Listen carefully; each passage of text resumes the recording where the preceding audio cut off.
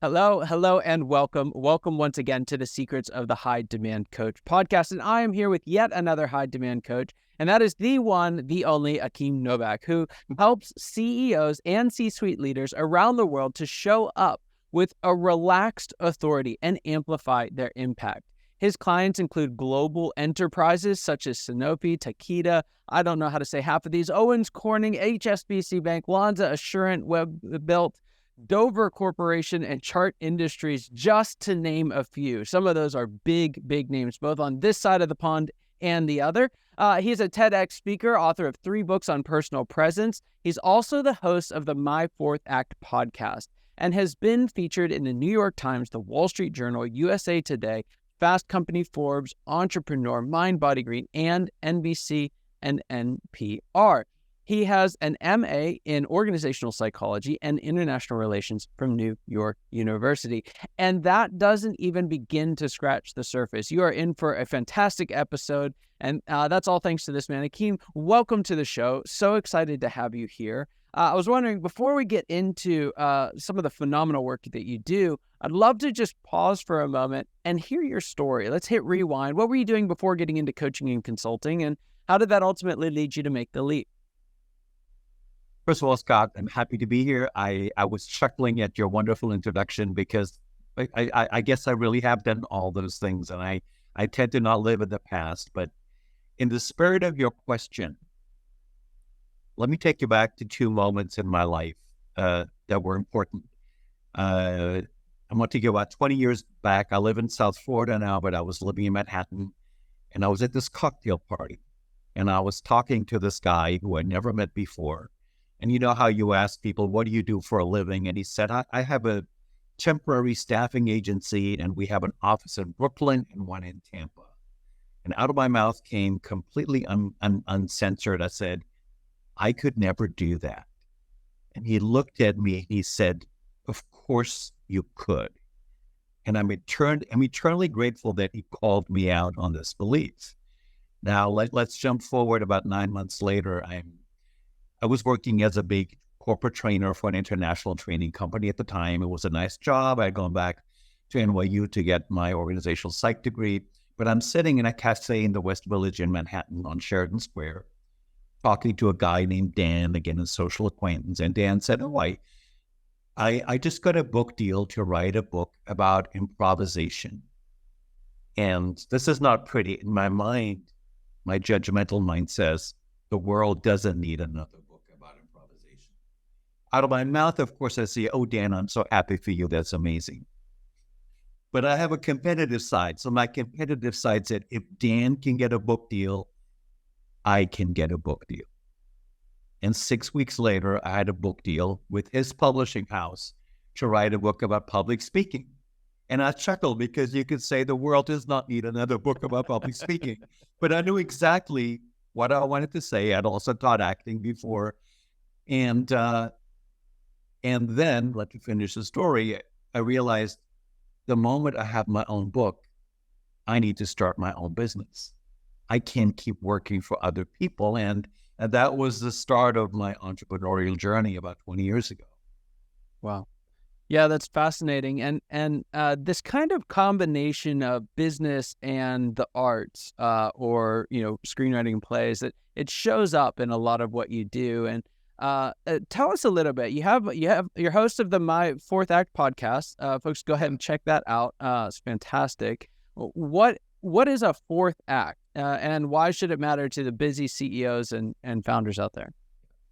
Well, the fourth act is a theater metaphor. And in the traditional well-written play, they have 5 acts. And usually by the time you get to the fourth act, most of the major conflicts have been resolved, but you're not at the end yet. So the fourth act is sweet in the sense that if I relate this to business and life, hopefully we've accomplished a few things. We don't have that much to prove to the world anymore. So there's a chance to explore other stuff that we haven't explored before. And so that's how I came up with the idea of my fourth act. And it was very simply, let me talk to people who have created unexpected lives, Most of my guests are very successful, but at some point their life took a turn where it started to look very different from what it had. Yeah, that's fascinating. So, yeah, what does that look like? Is to get into the fourth act? Do you are you a business owner? You sell your company. How do you know you're ready for your fourth act? Yeah, it usually starts with some, I'd say either a dissatisfaction with where you are. You feel like there is something more. The current term that's used a lot, and it's a bit of a cliche, but I believe you feel like there's a bigger purpose or a deeper purpose. And it's easier to step into another act if you've done well so far. I tend to coach very successful people, so money is not of concern to them. But let me give an example. I'll give you a classic story. This is an episode I'm releasing this week. I interviewed a couple. She was a successful lawyer and a partner in a law firm in Miami. He was a successful journalist. He was the Time magazine correspondent for South America. He ran the Bloomberg News bureau in Sao Paulo. Later in life, they met on Match.com and became romantic partners. But in the meantime, Lori, the woman, had started a non-for-profit that funneled money to organizations in Tanzania that support young kids and getting better schooling. And 100% of the funds go to that. And when Ian and Lori met, Ian was a communications guy. He said, I'm going to be the communications director for AfriKids. So when I talk with them, it's funny, when you were growing up, probably neither would have thought something like AfriKids. That was not in their consciousness. But the ability to trust that you want to do it, it seems unlikely, but you'll pursue it.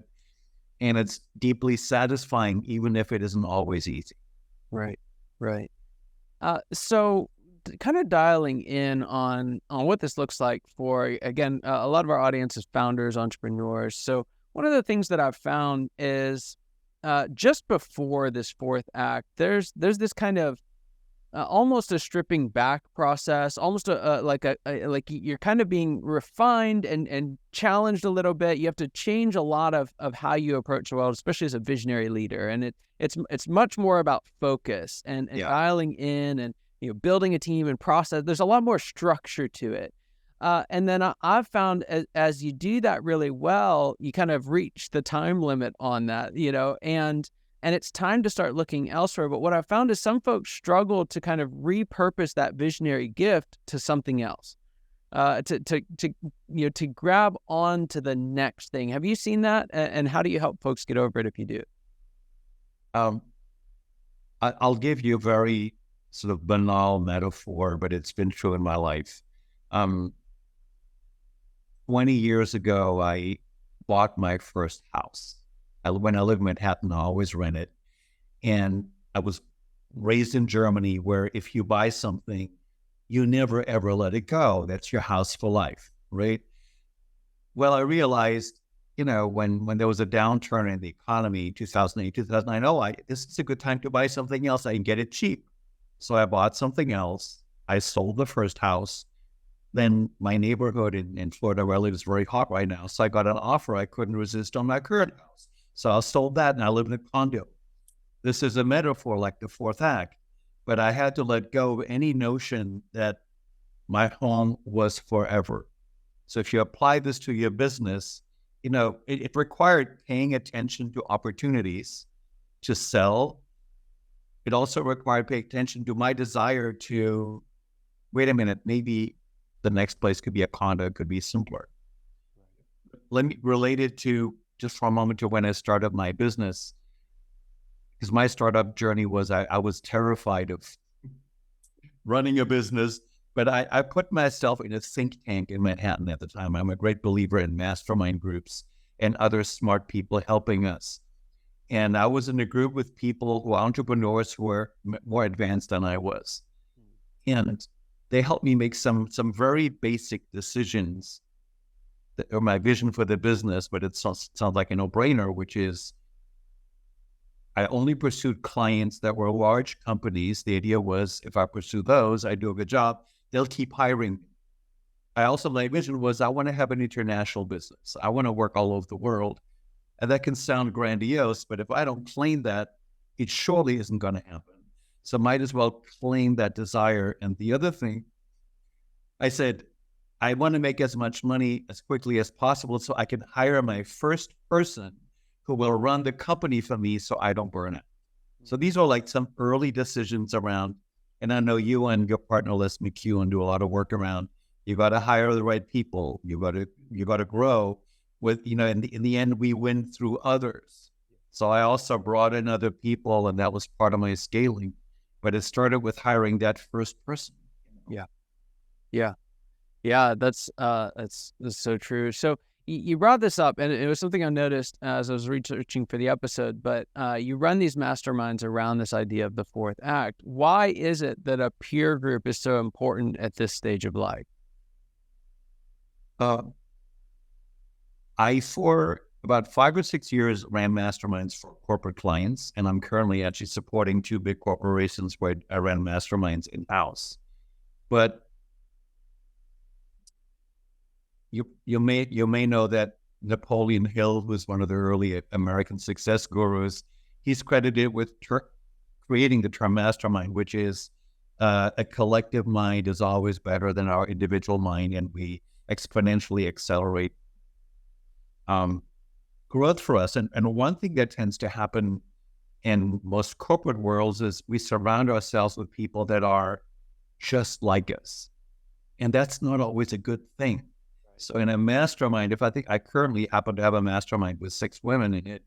And to give you an example, one of the women is the former head of IBM for innovation in Latin America.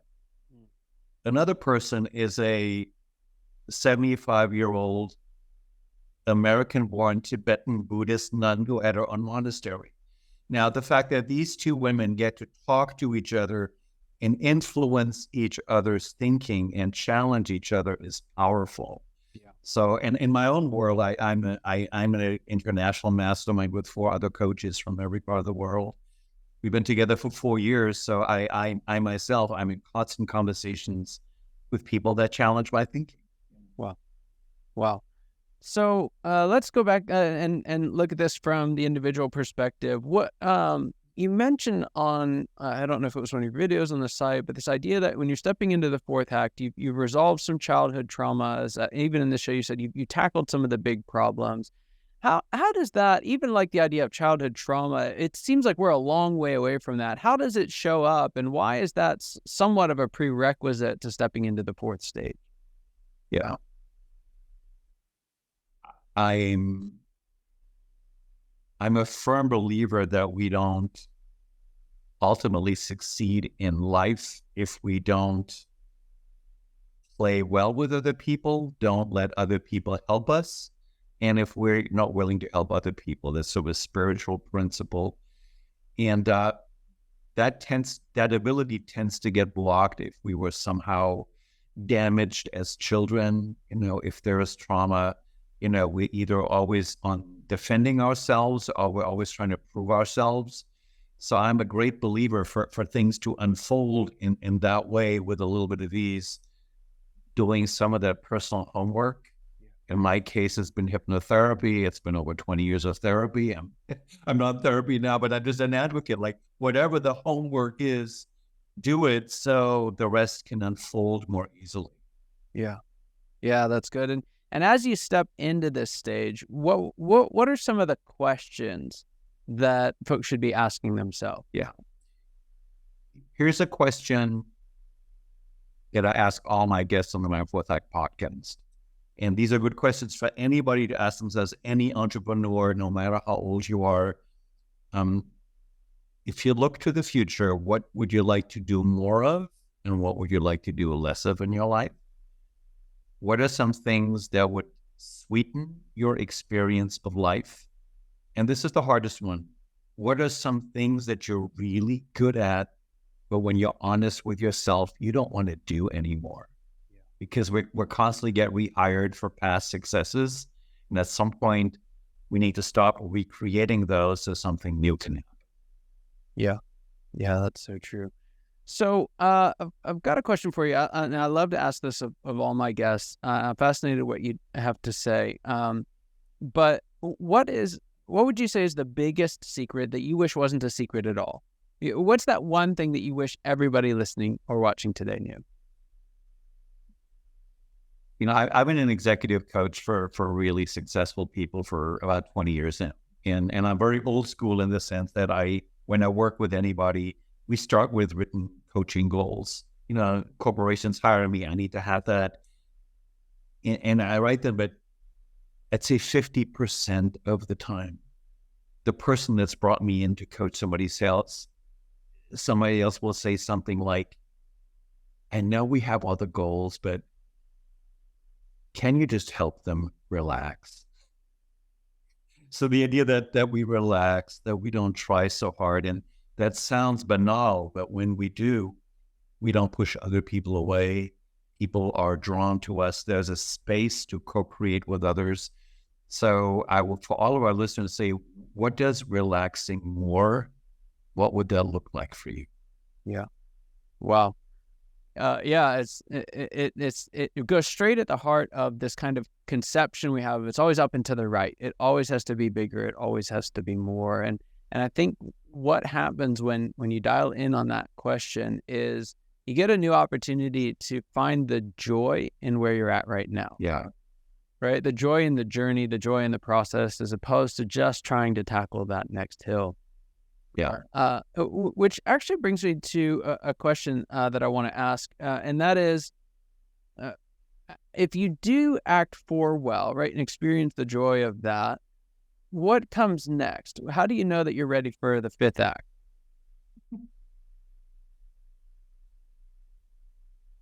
I'm going to give you a potentially annoying answer. But the answer is this, and I fully believe this. By fully stepping into whatever is in front of us and committing to it and knowing when to move on, what's supposed to happen next will reveal itself. But it can't reveal itself unless I'm fully in what I'm doing right now and I'm willing to move on, like the house metaphor, right? So having the courage to not know what we'll do in 5 years, which goes counter to our program. We're all supposed to have a 5-year plan. And I don't knock those. I think it's great to have those. They move us forward. But having the courage to not know, but pay attention to when something wants to change. Yeah. And the patience and willingness to wait for it. The patience, which is not, I'm an impatient person, so it's not easy for me. Oh my goodness. So on that note, tell us, and take off your coach hat for a moment, put on your CEO hat, kind of get down into the ring with the rest of us, if you will, and tell us, what's the next stage look like for you as a leader, and what challenge we have to overcome to get there? Yeah. I am in the process, and it's easy for me to say this, but it's not easy to do, is I want to have a continuously simpler life. Simpler meaning how I live. I still overcommit myself because people ask me to serve on this and do on that, and I have to learn to not say yes to everything. That's part of it. I'm probably going to live in Europe for a while, and looking at what it might look like to be Europe-based and work from there. So having the courage to change my physical life, even though I truly love where I am, and in a Florida beach town, I'm close to the ocean. It's a great life.